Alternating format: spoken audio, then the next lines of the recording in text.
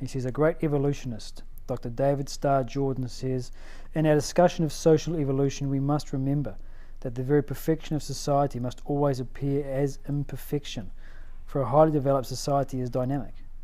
A static society is in a state of arrested development.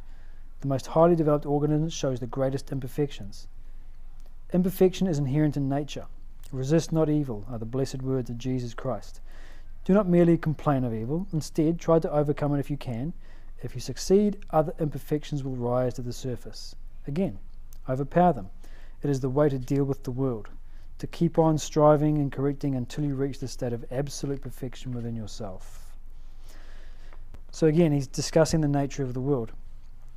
The nature of society is that it is always in a state of imperfection, in the sense that it's always moving to a new state. You think of like a political society, a nation state. The political climate, the political system is made up, of course, of legislation, laws, and all this kind of stuff. Those laws are constantly being reviewed, revised. Some are being discarded. New ones are being brought in. Some are being amended. Why? Because the needs of the society are constantly changing. There must be an imperfection, otherwise there'll be nothing to change. So progress means moving from a state of imperfection to a state of more perfection. But there's always going to be imperfection present in the environment. If we want a perfect world, we will always be disappointed, always. So it's not about wanting a perfect world, it's about accepting the imperfection of nature and then using that imperfection to relate to it in a way which allows us to rise to greater heights. This is human maturity. A young child doesn't get what it wants. It's 2 years old. It howls, screams. As that child matures and develops, it recognizes, well, there are other interests, there are other rules, there are other things that need to be understood. What I want at any given moment is not the most important thing. There's an imperfection in nature. I'm not getting the thing that I want. Okay, recognize I can't always get what I want. To the moment we understand this, then we're becoming more mature in our understanding of how life functions. And it's that maturity of understanding that gives us that objectivity that we're talking about. So he says, try to perfect the world if you can. Right. So it's important that we don't slip into this idea that was okay, the world's imperfect, so there's no point trying to fix it. No. Where you see an imperfection, where you see something wrong with the world, it's your obligation to try and fix it. Where there is something wrong, make it better. That's our obligation. But we do it without being dependent upon that result. We do it recognizing that there's always going to be another imperfection somewhere. So, correct that if you can. If you can't correct it, accept it. Right, this is the way it is, and then choose how to relate to it. So externally, when we see imperfections, fix them if you can.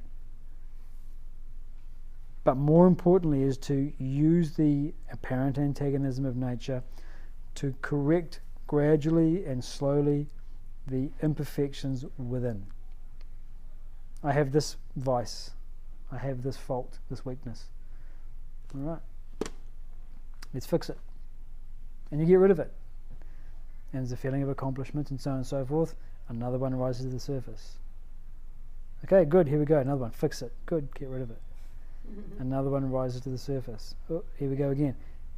Imperfection is inherent in nature. There's also imperfection inherent in one's own nature. So it's really important that we understand that if we're searching for perfection in nature, either out there or as part of our body, part of our mind, part of our intellect, we're never going to find it. There's always going to be something to work on. It's like you buy a house, a fixer-upper. It's in a pretty dilapidated condition. You start fixing it up, and you fix the floors, and you fix the paint job, and you fix the roof, and you fix the windows, and you start on the yard. You are never going to be finished with that house. Until the day you die, there will be something you can do. You know, maybe we should fix that. But it becomes a project. It's not that there's a sense of dissatisfaction with the house. You love that house, with its imperfections. And you're actually happy that it has imperfections because it gives you something to work on. It gives you something to work with. It keeps you active. It keeps us engaged. Even at the physical level, you've got to get out and fix the yard. You know, it keeps you physically moving. Same thing with your own personality. It's a fixer-upper. It's not that you get disheartened or dissatisfied with your flaws and faults. In fact, you kind of like it in a sense. Keep fixing them up. Keep fixing up. Keeps fixing up. You'll never be finished. There'll always be something else you can work on. So you keep doing it because it keeps you active. It keeps you intellectually active. It keeps you emotionally active. Keeps you going introvert, searching for deeper and deeper levels of understanding of who and what you are. That's the process that we engage to rise above the personality. So when he talks about finding absolute perfection within yourself, it's not found in the personality. You don't find perfection at the level of the physical body. You don't find perfection at the level of the mind and the intellect. The purpose of this philosophy is not to improve the personality. The improvement of the personality is a means to an end. It's the activity that we engage in for the genuine purpose of philosophical inquiry, which is a reconnection with ourself. Capital S. Not the personality, lowercase s, self, but our true self. So that's why it's important to be continually working on the project of your own fixer-upper personality, because it's keeping you moving in that direction, And eventually, you find the thing that lies beyond the personality, beyond the body, beyond the mind, beyond the intellect. So, deal with the world, deal with your personality objectively by having a goal that lies beyond any of them.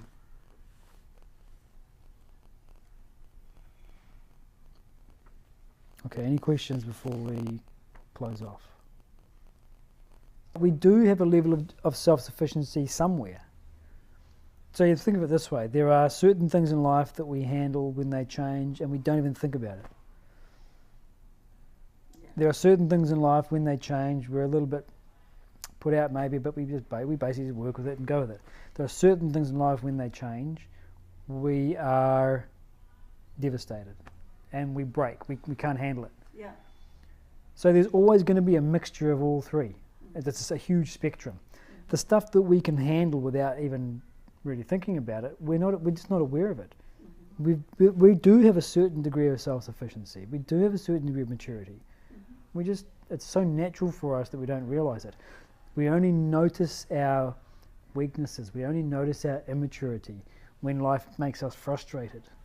So progress means that we are continually shifting that balance more and more to the side of self-sufficiency. But as we go along, there's always, this is what we're talking about, there's always going to be those circumstances that are easy for you to deal with, those that are some effort and some trouble, some that need a lot of effort and consistent application, and some where you're helpless. Right? And so this is why he gives that example in the other text, the fall of the human intellect. He says, imagine, okay, you've come to this class tonight and you leave your pen behind. Just an ordinary ballpoint pen. You get home. How do you feel? Meh, pen, who cares? You left your watch behind. Okay, $30 watch, you know, it's inconvenient, you're a bit upset, you call the management and say, I left my watch, can you please look out for it? You get out to the car park and your car's missing, been stolen. How do you deal with that? Get home, your house is burned down. How do you deal with that? Get home, your house is fine, but your family's met with a fatal accident. So somewhere along the way, it gets more and more difficult to deal with, and at some point, bang, it's more than we can handle and we succumb to the pressure. So human maturity means continually advancing along that path until we get to a point where nothing that happens causes us to buckle. We're always able to maintain our intellectual and emotional poise or evenness.